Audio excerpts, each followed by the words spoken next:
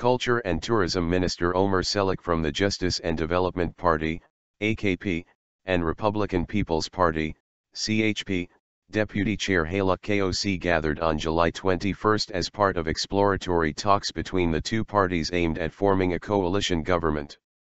The meeting was aimed to determine the framework of the talks, and the parties would be able to reach a positive or negative result in 10 to 12 days at most, Koç said after the meeting, noting they have not discussed details yet.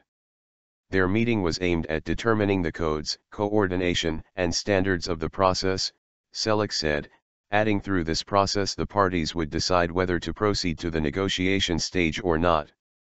Çelik said the delegations of the parties will likely meet at the latest by the end of the week or early next week. Çelik is set to meet with Koç again later this week. These preliminary meetings will determine the framework of the principles of the talks, the topics, and the venue of negotiations, Çelik said.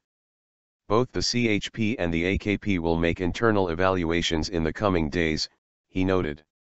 The parties will also determine the participants of exploratory talks, Çelik added. Negotiations will proceed starting from political issues to economic ones, according to the minister. Prime Minister Ahmet Davutoğlu was to meet with the AKP Central Decision and Executive Board, MKYK, as well as the cabinet on late July 21, after the Daily News went press. Davutoğlu completed the first round of talks with the leaders of the CHP, the Nationalist Movement Party, MHP, and the People's Democratic Party, HDP, last week.